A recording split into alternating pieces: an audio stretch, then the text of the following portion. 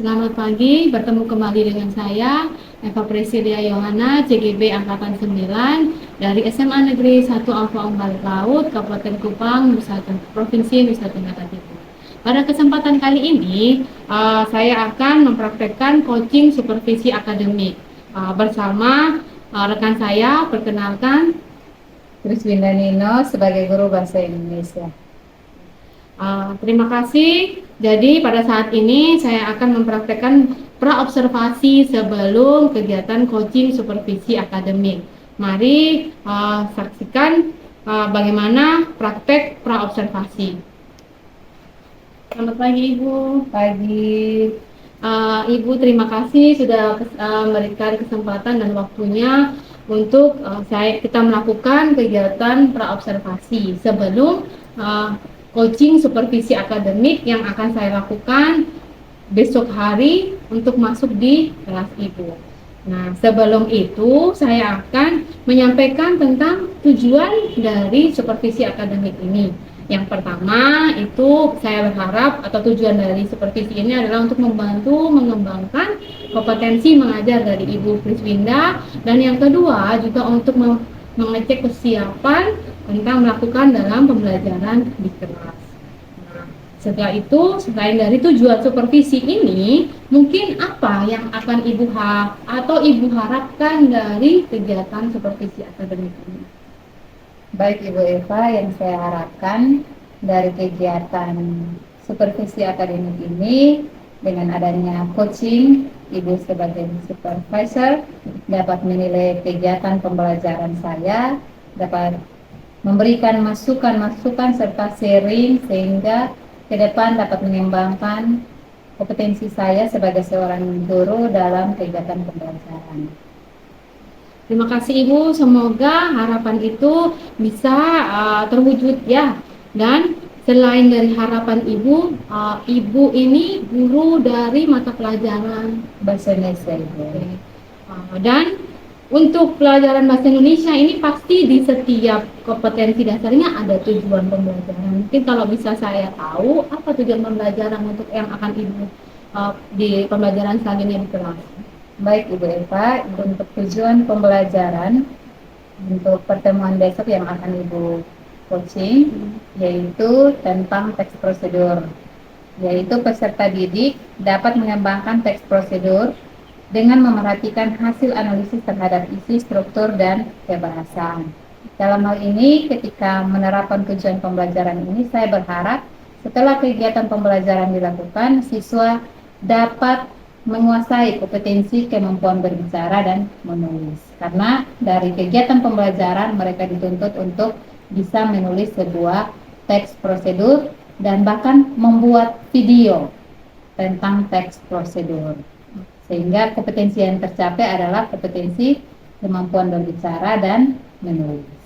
Berarti kalau melihat dari tujuan pembelajaran itu, maka area pengembangan yang hendak dicapai tadi bisa saya simpulkan tentang tujuan akhirnya adalah untuk bisa anak siswa ini menulis ya Ibu? Iya, menulis. Bahkan sampai lebihnya adalah membuat video. Dalam hal ini mereka juga berbicara. Oke, berarti bukan hanya area kognitif tapi juga keterampilannya. Oke, kalau lihat dari tujuan dan area pengembangannya, mungkin apa yang strategi atau rencana pembelajaran apa yang Ibu siapkan dari model, kemudian mungkin metode dan pelaksanaannya seperti apa kalau saya bisa tahu? Baik Ibu, untuk model pembelajaran saya menggunakan project based learning, yaitu siswa menghasilkan produk. Dalam hal ini ada 2 produk yang dihasilkan. Media yang pertama yaitu teks prosedur bergambar. Jadi setelah siswa melakukan kegiatan ketika siswa belajar dalam hal ini membuat produk, mereka membuat sebuah teks video bergambar tentang teks prosedur. Kemudian selain itu mereka juga membuat video. Jadi dengan materi yang sama atau topik yang sama, tetapi dua produk yang dihasilkan, video dan teks bergambar. Jadi mereka foto, kemudian ditempelkan, kemudian di bawahnya ditulis langkah-langkah teks prosedurnya. Berarti kalau seperti itu pelaksanaannya kira-kira membutuhkan waktu berapa kali pertemuan?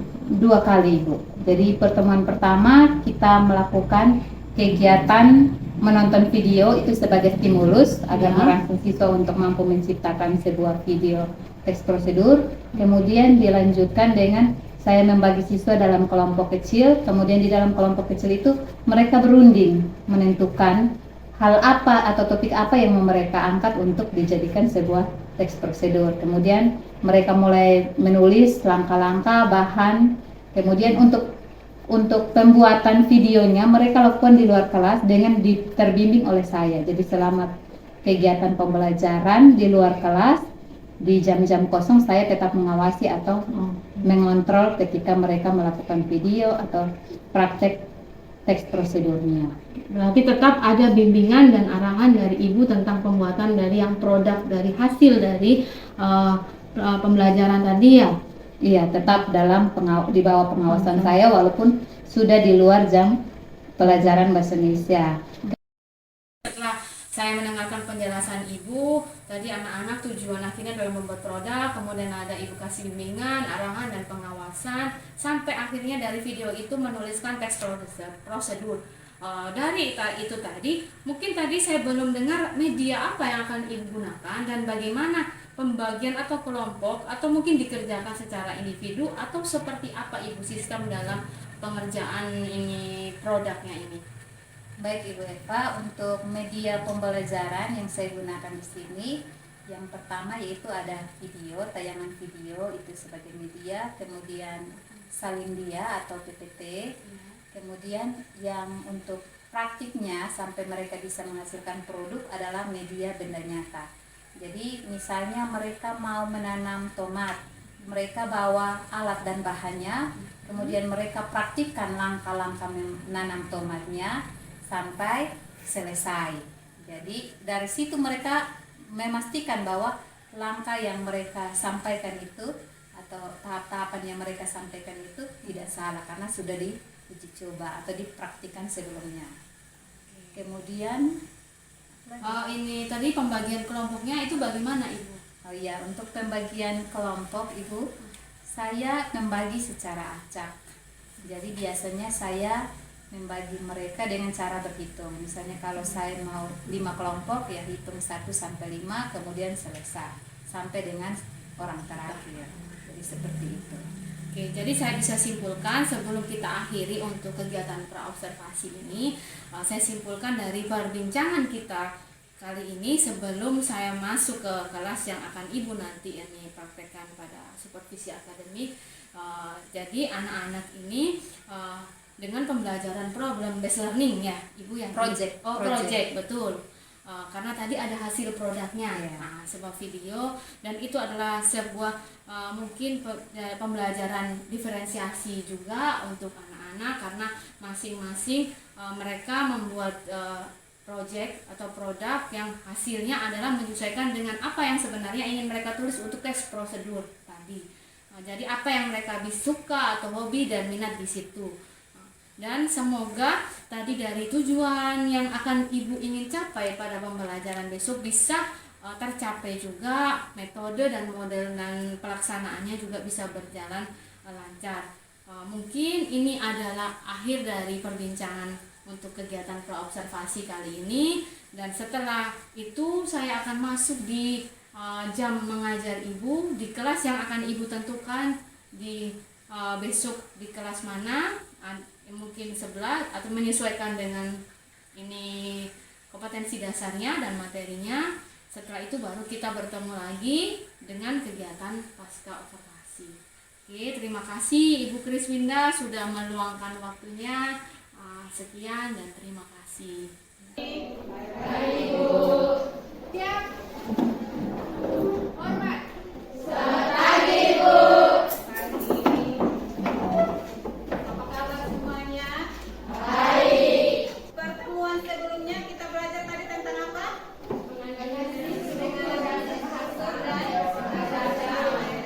Hari ini kita akan belajar mengembangkan atau membuat atau menulis sebuah teks prosedur dengan memperhatikan ini. Jadi di dalam teks prosedur itu minimal dia harus mengandung ini. Isi, harus berisi teks prosedur, bukan teks yang lain. Kemudian yang berikut strukturnya yang tadi kalian sebutkan, harus ada 3 struktur itu. Kemudian yang berikut kebahasaan, harus mengandung kebahasaan atau unsur kebahasaan dari teks prosedur yang kita sudah pelajari. Dari kompetensi ini, tujuan pembelajaran yang mau kita capai di sini yaitu ini, melalui kegiatan dengan pendekatan saintifik, ya, dengan model project based learning. Secara garis besar hari ini kegiatan kita tadi menentukan topik, tujuan, kemudian yang kedua merancang proyeknya, itu ada waktu, alat bahan, kemudian langkah-langkah, dan yang ketiga mengembangkan teks prosedur. Kemudian yang keempat menyajikan dalam bentuk prosedur bergambar. Ya, oke. Sekarang kita saksikan video teks prosedur. Yang dipanci tadi mendidih, kita siapkan bumbu mie gorengnya terlebih dahulu di atas piring.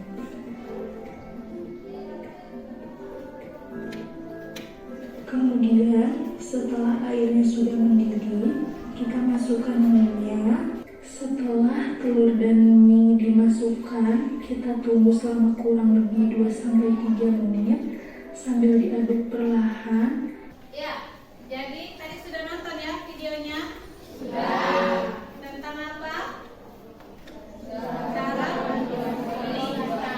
digoreng instan ya. Oke, itu yang dalam bentuk video ya. Ini. Tadi kita sudah bertanya ya langkah-langkahnya. Ya, sekarang tadi bentuk video. Yang sekarang kalian lihat di layar ini yang bentuk teks bergambar. Cara membuat mie instan. Ya. Jadi yang tadi kalian sudah lihat 2 contoh ya. Yang satu video, yang satu teks bergambar. Sekarang ibu minta kalian duduk dalam bentuk kelompok dulu. Ya kelompok yang kemarin itu. Perhatikan ya, ibu bagikan setiap kelompok 1 LKPD supaya ketika ibu menjelaskan apa yang mau kalian lakukan, kalian bisa melihat di LKPD-nya. Ya. Ya, perhatikan LKPD kalian sudah? Sudah. Jadi nanti kalian tulis terpisah dengan dari LKPD. Ini produk yang akan kalian hasilkan. Teks bergambarnya. Jadi kalian tulis ini langkah-langkah menanam atau tidak cara menanam tanaman papaya. Nah, kemudian bahan-bahan kalian bilang di sini tulis nanti langkah pertama, langkah kedua apa. Sudah. Setelah itu kalian tulis jadwal kegiatannya, kalian sepakati, kalian punya kelompok ini nanti mau menanam di hari apa. Kan kita pertemuan kedua di hari apa lagi? Iya. Nah itu di antara waktu itu kalian cari 1 hari, tetapi di sekolah ya, di luar pelajaran bahasa Indonesia kalian bawa tanamannya, kemudian kita menanam di sini, nanti ibu sambil membimbing kalian. Sudah, tinggal tentukan saat misalnya di luar jam pelajaran bisa hari apa. Sudah.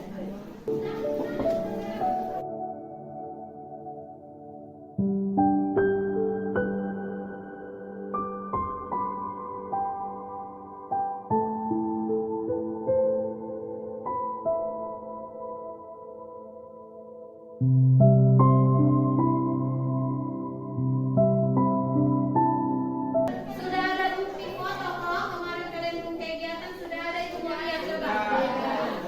Coba mana ibu mau lihat? Setiap kelompok, tunjukkan buktinya.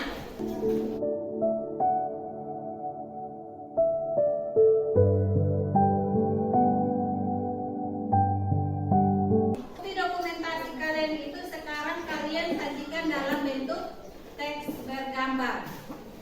Ini ada karton yang sudah ibu siapkan, sebentar ditempelkan di sini lalu ditulis, dan di setiap gambar itu diberi deskripsi ya atau penjelasan keterangan gambar. Oke, kalau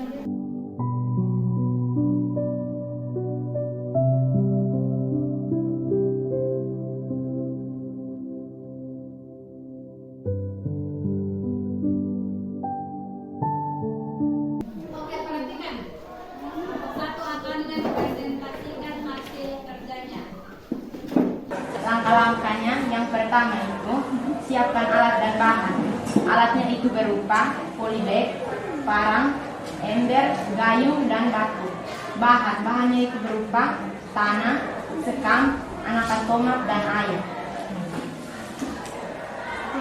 Langkah yang kedua itu sesudah siapkan alat dan bahan, hancurkan tanah yang disiapkan sampai benar-benar halus.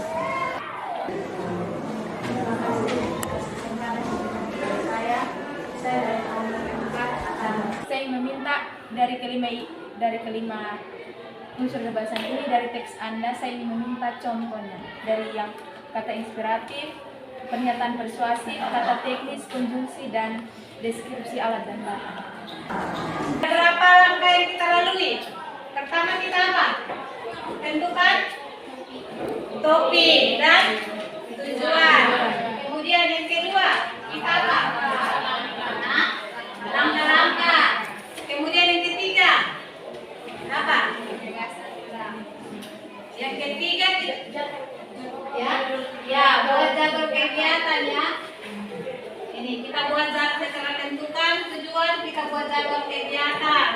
Setelah buat jadwal kegiatan kita kumpulkan informasi berupa apa?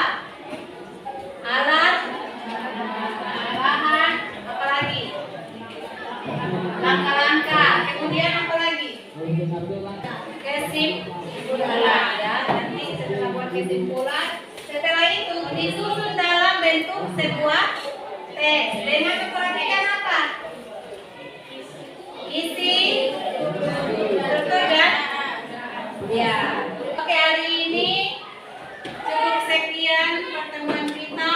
Tugas kalian ulang masing-masing susun sebuah teks prosedur apa saja.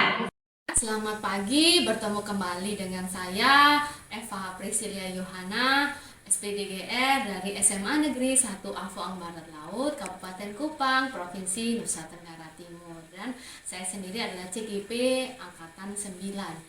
Dan kali ini setelah sebelumnya adalah kegiatan praobservasi, kali ini saya akan mempraktekkan tentang pasca observasi, yaitu dalam kegiatan coaching supervisi akademik. Dan kembali lagi bersama dengan rekan saya, yaitu Ibu Kriswinda Nina, yang mengajar mata pelajaran Bahasa Indonesia. Dan kali ini juga saya akan kembali lagi akan bagaimana tentang tujuan dari supervisi akademik ini dilakukan. Oke, tujuan yang pertama adalah membantu mengembangkan kompetensi dari Bapak Ibu, terutama Ibu Kriswinda yang saat ini berada di samping saya. Dan yang kedua adalah tentang kesiapan dalam melakukan pembelajaran. Setelah itu, mari kita mulai bincang-bincang santai bersama Ibu Kriswinda. Selamat pagi Ibu. pagi Bu Eva. Ya, terima kasih sudah kemarin berikan saya untuk kita bisa supervisi akademik dan sudah memperbolehkan saya untuk melihat bagaimana pembelajaran yang Ibu lakukan. Jadi sebelumnya saya ingin bertanya dulu ini, bagaimana perasaannya setelah supervisi? Perasaannya senang karena ada teman yang bisa memberikan penilaian, masukan, kelebihan dan kekurangan saya selama mengajar, dan juga sedikit nervous karena merasa bahwa ada yang mengawasi dan menilai buruknya di mana. Tapi kalau untuk pengembangan dan kebaikan dalam proses pembelajaran, saya senang sekali. Terima kasih Ibu. Kalau Ibu mempunyai perasaan yang begitu, merasa senang dan menerima dengan positif dari kegiatan supervisi akademik ini. Tujuan pembelajaran yang akan Ibu capai itu bagaimana? Apakah dari kegiatan pembelajaran kemarin, apakah itu sudah tercapai sesuai yang apa Ibu inginkan atau sesuai dengan kompetensi dasar yang memang dicapai pada materi tersebut? Secara keseluruhan kegiatan pembelajaran tujuannya sudah tercapai. Dalam hal ini siswa mampu menciptakan sebuah video dan produk dalam bentuk teks prosedur bergambar. Tetapi saya merasa bahwa ada beberapa siswa yang menunjukkan kelemahan. Dalam hal ini mereka terlihat kurang aktif selama kegiatan pembelajaran dan ada beberapa yang masih malu-malu untuk ketika berbicara di depan kelas atau di depan kamera karena mereka membuat video. Jadi ada beberapa yang ketika di video yang saya nonton mereka lebih banyak menunduk. Nah, di bagiannya berbicara dia menunduk seperti itu. Jadi mungkin kedepannya saya mau mengembangkan kegiatan-kegiatan pembelajaran seperti ini yang melatih siswa untuk lebih percaya diri, lebih berinovasi. Ya, jadi siswa bisa menuangkan ide-ide kreatifnya lewat pembelajaran yang mereka alami atau pelajari. Berarti kalau tadi saya lihat dan saya juga tadi mendengar dari penjelasan Ibu, ada beberapa anak ini mungkin kurang percaya diri, baik tampil sejak di depan kelas, berbicara, menyampaikan pendapat ataupun merekam video. Jadi kalau bisa mungkin saya tanyakan, apakah ini baru pertama kali Ibu membuat pembelajaran seperti ini yang berhubungan dengan mungkin teknologi ya, menuntun mereka mungkin bisa untuk lebih percaya diri. Apakah sebelumnya tidak pernah atau bagaimana? Jadi kalau untuk pembelajaran menggunakan teknologi, dalam hal ini mereka membuat video sendiri, jujur baru pertama kali. Tetapi untuk kegiatan pembelajaran yang mereka tampil di depan kelas, mempresentasikan hasil tugasnya, itu sudah sering mereka lakukan. Walaupun ketika mereka tampil itu tidak semua mendapat kursi untuk berbicara. Ada yang hanya kebagian moderator atau membaca materi, tetapi ada yang hanya kebagian untuk berdiri karena anggota kelompok tersebut. Jadi untuk tampil di video memang baru pertama, dan karena di video itu saya menuntut semua harus kebagian untuk bisa berbicara. Jadi misalnya kalau ada 7 tahapan atau 7 langkah prosedurnya, maka 7-nya atau 5 orang dalam kelompok itu masing-masing 1, sehingga semua punya kebagian untuk berbicara, menyampaikan pendapatnya. Jadi mau tidak mau mereka dituntut untuk bisa percaya diri dan bisa berbicara di depan kamera. Oke, berarti kalau ini juga menuntut bagaimana anak-anak untuk lebih percaya diri, lebih menyampaikan pendapatnya, dan bagaimana mereka bisa tampil di umum ya. Itu juga salah satu kan keterampilan yang mungkin ya seharusnya kita kembangkan di sekolah. Oke, selain itu Ibu, mungkin apakah ada hambatan lain selain dari mungkin kurang percaya diri atau mungkin karena kelemahan-kelemahan yang lain, mungkin ada hambatan lainnya atau kendala mungkin non teknis atau mungkin dari guru mata pelajaran yang mungkin agar anak-anak misalnya di luar tidak bisa melakukan bimbingan atau melakukan video mungkin? Baik, kendala yang mereka hadapi, ada beberapa kelompok yang HP-nya tidak ada. Untuk itu saya meminta bantuan temannya yang kelompok lain memfasilitasi untuk mengambil video ketika mereka mau melakukan praktik, dan saya juga bantu. Jadi ada yang saya bantu kasih pinjam HP untuk mereka gunakan. Selain itu tadi saya katakan bahwa mereka menghasilkan foto. Nah, untuk foto ini mereka kesulitan print fotonya, sehingga saya fasilitasi dengan saya yang memprint foto yang mereka. Jadi mereka tinggal sediakan fotonya yang mau di print yang mana, kemudian saya print dan mereka yang eksekusi untuk membuat teks prosedurnya. Itu kendala yang saya hadapi, tetapi itu kendala itu tidak menjadi penghambat untuk tercapainya kegiatan pembelajaran, masih bisa diatasi. Intinya berarti masih bisa, bukan kendala yang suatu berarti, karena masih bisa ada solusi, dan ya Ibu juga lebih banyak aktif dalam membantu siswanya. Dan selain itu mungkin dari pembelajaran ini, apakah Ibu akan melakukan pembelajaran seperti ini seterusnya, atau apakah ada inovasi-inovasi lain yang akan Ibu mungkin lakukan di mata pelajaran? Baik Ibu, kalau dari hasil pengalaman saya membuat kegiatan pembelajaran seperti itu, siswa aktif menunjukkan minat, aktif, sehingga kedepannya saya merasa bahwa saya perlu membuat kegiatan-kegiatan pembelajaran seperti ini. Yang pertama menggunakan media, ya dalam hal ini misalnya kalau ada materi yang berkaitan dengan ada video mungkin bisa ditayangkan, atau hal yang bisa mereka praktekkan, uji coba. Saya minta mereka untuk uji coba di depan kelas misalnya. Kemudian intinya kegiatan-kegiatan yang menarik minat mereka yang berkaitan dengan teknologi maupun dengan media-media yang bisa kita dapat dari alam, yang membuat siswa tertarik dan menyenangkan selama mengikuti kegiatan pembelajaran. Oke, jadi bisa disimpulkan selain ibu ingin juga membuat pembelajaran yang inovasi, dan selain itu bagaimana menumbuhkan motivasi dan semangat, dan bagaimana menciptakan pembelajaran yang menyenangkan dan menarik mungkin bagi siswa yang kebetulan mungkin dari karakteristik siswa-siswi di Apaang Barat Laut juga yang seperti tadi, yang bagaimana menerima semuanya ini dari hanya sumbernya dari guru dan segala macam hambatan ya, selain dari mungkin tadi ada kekurangan HP, kemudian ada dari sikap atau karakteristik anak-anak yang mungkin masih belum berani. Dan apakah bisa Ibu Uni, misalnya pembelajaran seperti ini, Ibu kan mengajar bukan hanya satu kelas ya? Iya. Nah, apakah bisa juga diaplikasikan mungkin di kelas yang lain, misalnya di bawah tingkatannya atau kelas yang atas? Mungkin.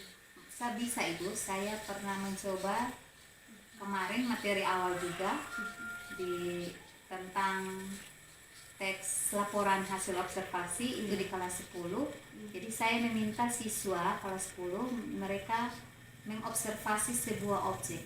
Dalam hal ini saya meminta mereka yang bisa mereka observasi di lingkungan sekolah, tanaman.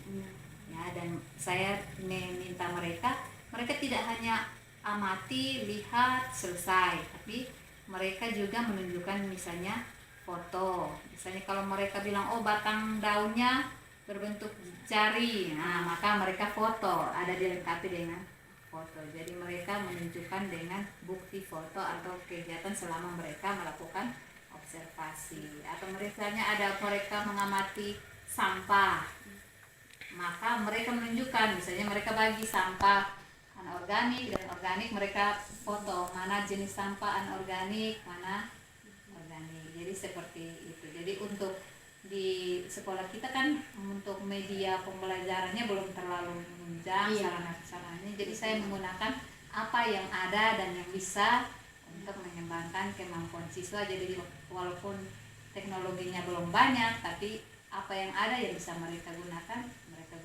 untuk kegiatan pembelajaran.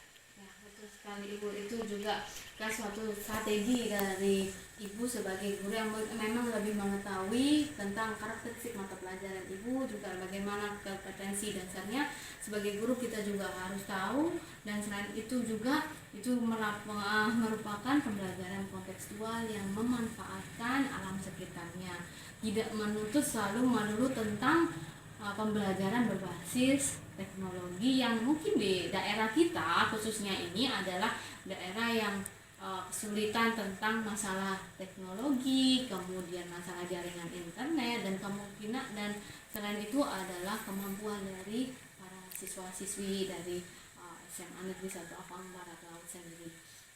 Nah, selain itu mungkin terakhir sebelum saya menutup ini kegiatan pasca observasi ini, apakah Ibu sudah akan mungkin itu dari tadi sudah menyurus pembelajaran diferensiasi ya, meskipun mungkin ada tadi pembagian kelompoknya belum Ibu sesuaikan tentang minat atau hobi atau kemampuan dari anak-anak, apakah Ibu akan melakukan pembelajaran diferensiasi di lain mungkin materi selanjutnya atau bagaimana, dan apakah akan dalam waktu dekat atau mau mungkin kedepannya akan Ibu mau lakukan menyesuaikan dengan karakteristik masing-masing siswa atau bagaimana Ibu?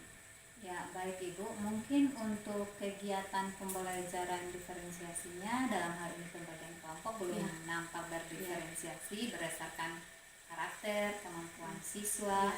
Nah, tapi kedepannya saya pasti akan mencoba untuk menerapkan kegiatan pembelajaran berdiferensiasi. Dalam hal ini dilihat dari kompetensi dasarnya, kemudian karakter siswanya dan minat. Jadi misalnya kalau siswa yang minatnya membuat apa atau minatnya di bagian apa. Maka misalnya kalau kayak kemarin saya melakukan kegiatannya kan, siswa di satu kelompok diwajibkan 2 produk yang dihasilkan, teks dan video.